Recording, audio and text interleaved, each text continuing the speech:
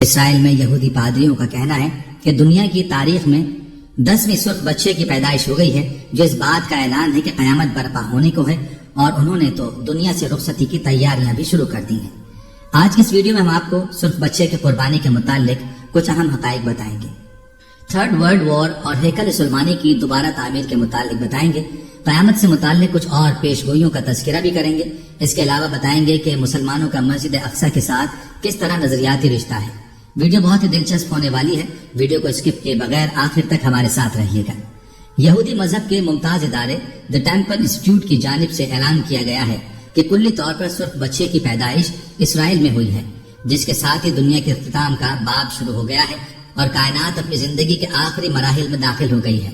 اب یروشلم میں تیسرے معبد کی تعمیر ہوگی، جس کے سامنے اس بچے کی قربانی پیش کی جائے گی اور پھر مسیح کا ظہور ہو جائے گا۔ ناظرین، آخرکار وہ وقت آ گیا ہے، 2000 سال کے بعد جب آخری مرتبہ ہیکل سلیمانی کو دوسری مرتبہ تباہ کیا گیا۔ آخرکار اسرائیل کے اندر لال بچے کی قربانی اپریل کے مہینے میں کیے جانے کے لیے بالکل تیار ہے۔ وہ قربانی جس کے بعد مسجد اقصی کو شہید کرنے کے بعد تیسری مرتبہ ہیکل سلیمانی کو تعمیر کیا جائے گا، جو کہ یہودی قوم کے لیے اتنا ہی مقدس اور اہم ترین ہے جتنا مسلمانوں کے لیے خانہ کعبہ۔ گولڈن ڈوم کے بارے میں یہودی مانتے ہیں کہ یہاں پر موجود یہ پتھر اس کائنات کا مرکز یا سینٹر ہے۔ اسی پتھر پر آدم علیہ السلام کو پیدا کیا گیا۔ اسی جگہ پر حضرت ابراہیم علیہ السلام نے اپنے بیٹے کی قربانی کی کوشش کی، جس کی جگہ پر مینڈے کو لا کر رکھ دیا گیا تھا۔ اس قربانی کے بعد تیسری عالم جنگ کی پیشگوئی تورات اور تلمود کے اندر بیان کی گئی ہے، جس کا ذکر انجیل مقدس اور اسلامی روایات کے اندر یعنی حدیث مبارکہ کے اندر بھی موجود ہے۔ انجیل کے اندر اس کو آرمیگڈون اور حدیث مبارکہ کے اندر اس کو کہا گیا ہے جنگ ہرمجدون۔ ستمبر 2023 میں یعنی آج سے 6 مہینے اسرائیل کے اندر 2000 سال کے بعد 5 لال بچیا کو امریکی ریاست ٹیکسس سے $5 لاکھ دے کر اسرائیل سے منگوایا گیا ہے، جہاں پر انتہائی احتیاط کے ساتھ ان کی نگرانی کی جا رہی ہے اور انہیں مسجد اقصی کے بالکل سامنے موجود پہاڑ پر مسجد کے سامنے قربان کیا جانا ہے، اور اس لائیو ماؤنٹ اولیو قربانی کے فوراً بعد یہودی قوم اپنے خانہ کعبہ یا پھر ہیکل سلیمانی کی تیسری مرتبہ تعمیر کو شروع کریں گے۔ اور یہ کہ اس قربانی کے اندر اب 1 سال سے بھی کم وقت باقی ہے۔ دی ٹیمپل انسٹیٹیوٹ نے اسرائیل میں پیدا ہونے والی سرخ بچے کا اعلان اپنے یوٹیوب چینل پر بھی کیا ہے۔ انسٹیٹیوٹ کی جانب سے ایک ویڈیو اپلوڈ کی گئی ہے، جس میں سرخ رنگ کی بچیا اور اسے جنم دینے والی گائے کو دیکھا جا سکتا ہے۔ ویڈیو میں ناظرین کو بتایا گیا ہے کہ یہی وہ بچیا ہے جس کا انتظار یہودی مذہب کے پادری صدیوں سے کر رہے تھے، اور اب چونکہ اس کی پیدائش ہو گئی ہے تو تیسرے معبد کی تعمیر اور اس بچے کی قربانی کی تیاری کی جائے، تاکہ مقدس کتاب میں بیان کیے گئے احکامات کی کما حقہ تعمیل ہو جائے۔ ناظرین، اس وقت عیسائی اور صہیونی دنیا ایک عالم خوشی اور سرمستی میں ہے۔ ان کا خیال ہے کہ اب وہ وقت قریب آن پہنچا ہے جب پوری دنیا پر ان کی حکومت قائم ہو جائے گی۔ عیسائیوں اور یہودیوں کی خوشی کی وجہ یہ ہے کہ وہ ایک ایسی سرخ بچے کو پانے میں کامیاب ہو گئے ہیں جس کے سرخ رنگ کے علاوہ ایک بال بھی کسی دوسرے رنگ کا نہیں ہے۔ آخر سرخ بچے کا صہیونیوں اور عیسائیوں کی خوشیوں سے کیا تعلق؟ سب سے پہلے تو اس ابہام کو دور کرتے ہیں۔ صہیونیوں کا عقیدہ ہے کہ جب تک ہیکل سلیمانی کی تعمیر نہیں ہوتی، اس وقت تک مسیحا اس دنیا میں تشریف نہیں لائیں گے۔ ہیکل سلیمانی کی یہ تیسری تعمیر ہوگی جو صہیونیوں کے نزدیک آخری ہے۔ ہیکل سلیمانی کے اثر نو تعمیر کے لیے سب کچھ تیار ہے، مگر صہیونی ربی کہتے ہیں اس وقت یہودی حالت ناپاکی میں ہیں۔ جب تک انہیں پاک نہیں کر دیا جاتا، اس وقت تک ہیکل کے احاطے میں داخلے کی اجازت نہیں دی جا سکتی۔ اگر اس کے برخلاف کیا گیا تو یہودیوں پر بڑی آسمانی آفت آئے گی۔ اب سوال یہ پیدا ہوتا ہے کہ یہودیوں کو پاک کس طرح کیا جائے؟ حضرت موسیٰ علیہ السلام کو اللہ تعالیٰ نے ایک صندوق عطا کیا تھا جسے تابوت سکینہ کہتے ہیں۔ یہ صندوق ایک الگ خیمے میں رکھا جاتا تھا، جہاں پر حضرت ہارون علیہ السلام سمیت کسی کو جانے کی اجازت نہیں تھی۔ سال میں صرف ایک دن جو تہوار کا دن ہوتا تھا، اس خیمے میں حضرت ہارون علیہ السلام جاتے تھے اور اللہ تعالیٰ سے اپنی قوم کے لیے بخشش طلب کرتے تھے۔ اس خیمے میں جانے سے قبل ایک گائے اور 2 بکرے قربانی کے لیے لائے جاتے تھے۔ سب سے پہلے گائے کی قربانی پیش کی جاتی تھی۔ اس گائے کو اس کے خون، گوبر، چربی، کھال سمیت جلا دیا جاتا تھا۔ اس سے حضرت ہارون علیہ السلام کی پاکی وجود میں آتی تھی، یعنی ان سے لا علمی میں جو بھی خطائیں سرزد ہوئی تھی اللہ پاک انہیں معاف فرما دیا کرتے تھے۔ اس کے بعد 2 بکرے لائے جاتے تھے، ان کی قرآن اندازی ہوتی تھی۔ جس بکرے کا نام قرآن اندازی میں نکل آتا تھا اس کی قربانی گائے کی طرح کر کے جلا دیا جاتا تھا۔ اس بکرے کی قربانی سے بنی اسرائیل گناہوں سے پاک ہوتے تھے۔ دوسرے بکرے کے سر پر حضرت ہارون علیہ السلام ہاتھ رکھ کر بنی اسرائیل کے تمام گناہوں کو اس پر منتقل کر دیا کرتے تھے، اور پھر اس بکرے کو بیاباں میں آزاد چھوڑ دیا جاتا تھا۔ صہیونیوں کا ماننا ہے کہ یہودیوں کی پاکی اس وقت تک عمل میں نہیں آ سکتی جب تک سرخ رنگ کی بچے کی قربانی نہ پیش کی جائے۔ اس سرخ بچے کا گزشتہ 2000 برس سے یہودی ربی انتظار کر رہے ہیں۔ یہ سرخ بچیاں ان تمام شرائط پر پوری اترنی چاہیے جو یہودی مذہبی کتب میں موجود ہیں، یعنی یہ بے عیب ہو اور مکمل طور پر سرخ ہو۔ اس کا ایک بال یا ایک رواں بھی کسی دوسرے رنگ کا نہیں ہونا چاہیے، حتیٰ کہ اس پر کوئی تل بھی نہیں ہونا چاہیے۔ چند ربی 2 بالوں تک کی چھوٹ دیتے ہیں، اگر سرخ رنگ کے علاوہ پورے جسم پر 2 بال کسی اور رنگ کے ہوں تو اس کی چھوٹ ہے۔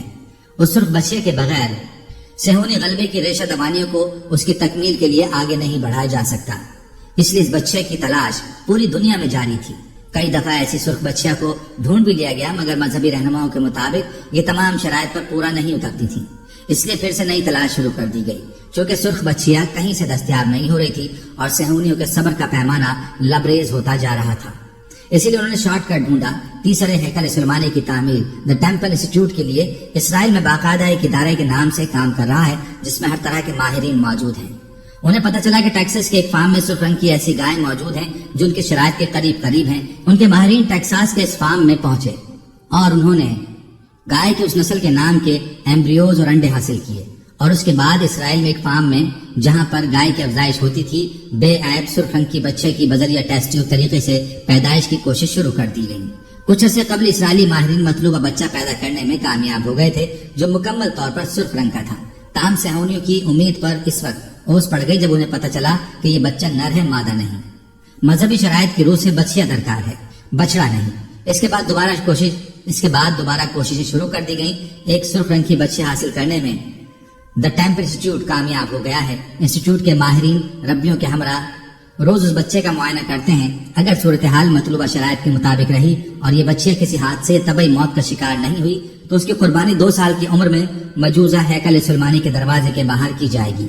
اس کے گوشت کے ٹکڑوں، کھال، خون، چربی اور گوبر سب کو خوشبودار لکڑیوں میں جلایا جائے گا۔ اس کی راکھ کو مطلوبہ شرائط رکھنے والے پانی میں ملا کر منتخب کاہنوں پر چھڑکا جائے گا تاکہ وہ ہیکل سلیمانی کے تمام علاقے میں جا سکیں اور ہیکل سلیمانی کی تعمیر شروع کی جا سکے۔ عیسائیوں کا عقیدہ ہے کہ حضرت عیسیٰ علیہ السلام آ کر عیسائیت کی تجدید کریں گے، جبکہ یہودیوں کا عقیدہ ہے کہ یہودیوں کی بالادستی قائم ہوگی، اس لیے دونوں ہی خوش ہیں۔ حضرت عیسیٰ علیہ السلام کی دنیا میں آمد کا مطلب ہے کہ قیامت کے لیے کاؤنٹ ڈاؤن شروع ہو گیا۔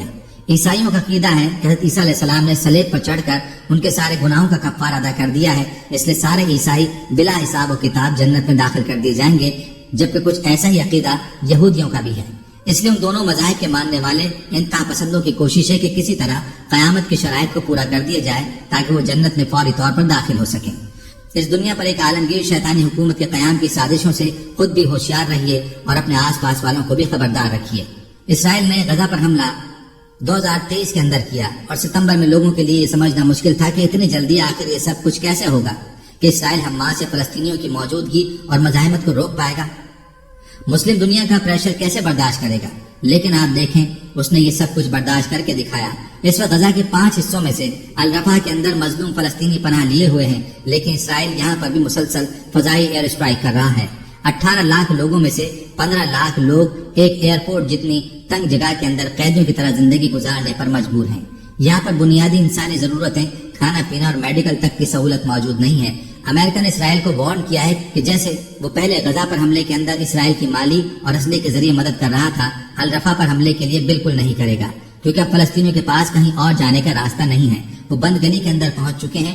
ایک طرف مصر اپنا بارڈر نہیں کھول رہا تو دوسری طرف سمندر ہے، تو باقی دونوں طرف سے اسرائیلی فوجیں ان کو گھیرے ہوئے ہیں۔ لہٰذا اب کے بعد الرفا پر یہ حملہ دراصل فلسطینیوں کی نسل کشی ہوگی، نہ کہ جنگ۔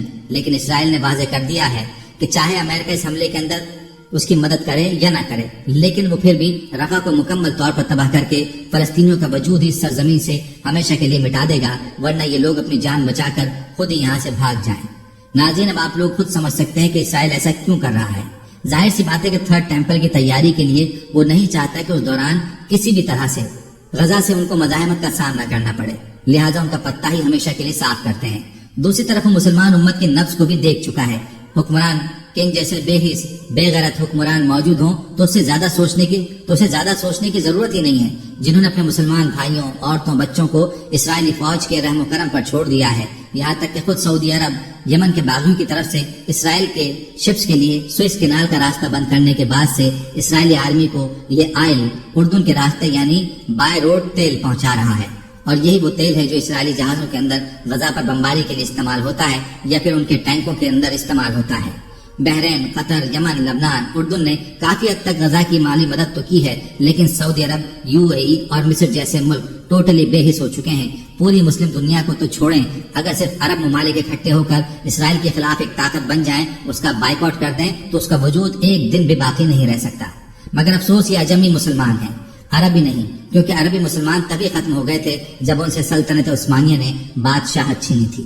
جیسا کہ اللہ نے قرآن کریم کے اندر فرمایا تھا، جس کا مفہوم ہے کہ اگر تم اس فرمان کو پیٹ دکھاؤ گے کہ جو تمہیں بھیجا گیا تھا یعنی قرآن کریم کو، تو تمہیں ہٹا کر کسی اور قوم کو لے آئیں گے جو کہ اللہ کی فرمانبردار ہوگی۔ عربوں سے پہلے بنی اسرائیل قوم اللہ کی لاڈلی امت تھی، اور اس نے بھی اللہ کے پیغام کو جب پیٹ دکھائی تو ان کی جگہ عرب کو دنیا کی خلافت سونپ دی گئی، اور جب عرب نے بھی بالکل اسی طرح سے اللہ کے قرآن یعنی اللہ کے پیغام کو پیٹ دکھائی تو ان سے دنیا کی خلافت کو چھین کر سلطنت عثمانیہ کے حوالے کر دیا گیا۔ ناظرین، اگر یہودیوں کی قربانی کے تہوار کی بات کی جائے تو قربانی کے اس تہوار کا ذکر یہودیوں کے مقدس کتاب توریت میں موجود ہے۔ توریت کے مطابق یہودیوں کو مصر میں غلام بنا کر رکھا جا رہا تھا، اور ان کو اس قید سے رہائی دینے کے لیے خدا کی ذات سرزمین مصر سے گزری، اور ہر مصری خاندان میں پیدا ہونے والے پہلے بیٹے کو مار دینے کا حکم دے دیا۔ اس موقع پر بنی اسرائیل یعنی اہل یہود کو ہدایت کی گئی کہ وہ ایک بکرا ذبح کر کے اس کے خون سے اپنے دروازے پر ایک علامت بنا دیں، تاکہ جب موت کا فرشتہ وہاں سے گزرے تو ان کے بیٹوں کی جان نہ لے۔ یہ مصر کے 7 فرعونوں میں سے آخری فرعون کا دور تھا، اور اس مصری فرعون کے آخری دن جس نے یہودیوں کو مصر سے نکل جانے کی اجازت دے دی تھی، یہودی اسے بنی اسرائیل کی سب سے بڑی ہجرت سے تعبیر کرتے ہیں۔ یہودیوں کے اس تاریخی دن کی یاد میں ہر سال بکرے کی قربانی کی جاتی ہے، جس دن بنی اسرائیل کے لوگ اپنی ارض موعود موجودہ اسرائیل کی جانب روانہ ہونے میں کامیاب ہوئے تھے۔ تاہم اب ایسے یہودی گروہ بہت ہی کم رہ گئے ہیں جو ہر سال قربانی کی رسم ادا کرتے ہیں۔ یہودیوں کے لیے ٹیمپل ماؤنٹ مقدس ترین مقام ہے۔ تورات کے مطابق یہ وہ مقام ہے جہاں 2 مقدس ترین مقبرے ہیں، اور کچھ یہودی گروہ چاہتے ہیں کہ اس جگہ ایک تیسرا مقبرہ بھی بنایا جائے، جہاں اس وقت مسجد اقصی کا سنہری گنبد موجود ہے۔ کچھ یہودیوں کا اصرار ہے کہ پاس اوور کے تہوار پر ہونے والی قربانی صرف اس جگہ ہی کی جا سکتی ہے۔ تاہم مسجد اقصی کے کمپاؤنڈ کو اسلام میں تیسرا مقدس ترین مقام سمجھا جاتا ہے، کیونکہ یہاں سے پیغمبر اسلام کا معراج کا سفر شروع ہوا تھا۔ یہاں یہودیوں کو داخل ہونے کی اجازت تو ہے، لیکن غیر مسلم افراد اس جگہ پر عبادت نہیں کر سکتے۔ یروشلم کے اس حصے پر اسرائیل نے سن 1967 میں 6 روزہ جنگ کے بعد قبضہ کر لیا تھا، جس کے بعد اسرائیل اور اردن نے، جنہیں اس مسجد کا نگراں سمجھا جاتا ہے، اتفاق کیا تھا کہ یہودیوں کو اس مسجد میں جانے کی اجازت تو دی جائے گی، لیکن انہیں وہاں عبادت کی اجازت نہیں ہوگی۔ اکثر فلسطینی یہاں آنے والے افراد اور سیکیورٹی فورسز کی موجودگی پر ناراضگی کا اظہار کرتے رہے ہیں، اور متعدد گروہ کی جانب سے مسجد کی حفاظت کا عہد کیا گیا ہے۔ ناظرین، اس لال بچے کی قربانی کے بعد تیسری عالمی جنگ کی پیشگوئیوں اور پھر دجال کے ظہور کی پیشگوئی الہامی کتابوں کے اندر قیامت کی آخری نشانی کے طور پر موجود ہے۔ یہودی قوم جس آخری مسیحا کی 2000 سال سے منتظر ہے، وہ تورات کی پیشگوئی کے مطابق حضرت عیسیٰ علیہ السلام تھے، جنہیں اس قوم نے سازش کروا کر رومی بادشاہ کے حکم پر سولی پر لٹکانے کی کوشش کی، لیکن اللہ نے انہیں زندہ آسمانوں پر اٹھا لیا، اور اب کے بعد جو مسیحا ان کا تیسری عالمی جنگ کے بعد ان کا بادشاہ بن کر آئے گا، وہ دراصل جھوٹا مسیح یعنی دجال ہوگا، جس کا خاتمہ کرنے کے لیے عیسیٰ علیہ السلام دنیا کے اندر واپس آئیں گے، کیونکہ اللہ کے رسولوں کو ان کا پیغام پہنچانے سے پہلے قتل نہیں کیا جا سکتا۔ لیکن اس بار وہ رسول نہیں بلکہ رسول اللہ کا امتی بن کر دنیا کے اندر واپس آئیں گے، اور اس فتنہ عظیم یعنی دجال کا خاتمہ کریں گے، جسے ختم کرنا کسی اور کے بس میں نہیں ہوگا۔ وہ دین اسلام کو پوری دنیا پر نافذ کریں گے۔ حضرت عیسیٰ علیہ السلام اس وقت دمشق کی ایک جامع مسجد پر آسمان سے فرشتوں کے کاندھوں پر ہاتھ رکھ کر تشریف لائیں گے۔ جب امام مہدی علیہ السلام اور ان کی فوج کو دجال اور اس کی فوج نے دمشق کے کسی مقام پر کسی جگہ پر گھیر لیا ہوگا، حدیث مبارکہ کے مطابق امام مہدی علیہ السلام کا ساتھ دینے کے لیے یا پھر ان کی فوج کے اندر جو کالے جھنڈوں کی جماعتیں شامل ہوں گی، وہ عرب کے مشرقی یعنی آج کے ہندوستان، پاکستان، ایران اور افغانستان کی طرف سے آئیں گی، جنہیں اس وقت خراسان کہا جاتا تھا۔ اللہ کے رسول نے فرمایا تھا کہ ان فوجوں کا رخ کوئی پھیر نہیں سکے گا، ان کو کوئی روک نہیں سکے گا، یہاں تک کہ وہ ایلیا یعنی یروشلم کے اندر جا کر موجودہ اسرائیل میں جا کر امام مہدی علیہ السلام سے ملاقات کریں گے، ان کی فوج میں شامل ہو کر امام مہدی علیہ السلام کی خلافت کو قائم کریں گے۔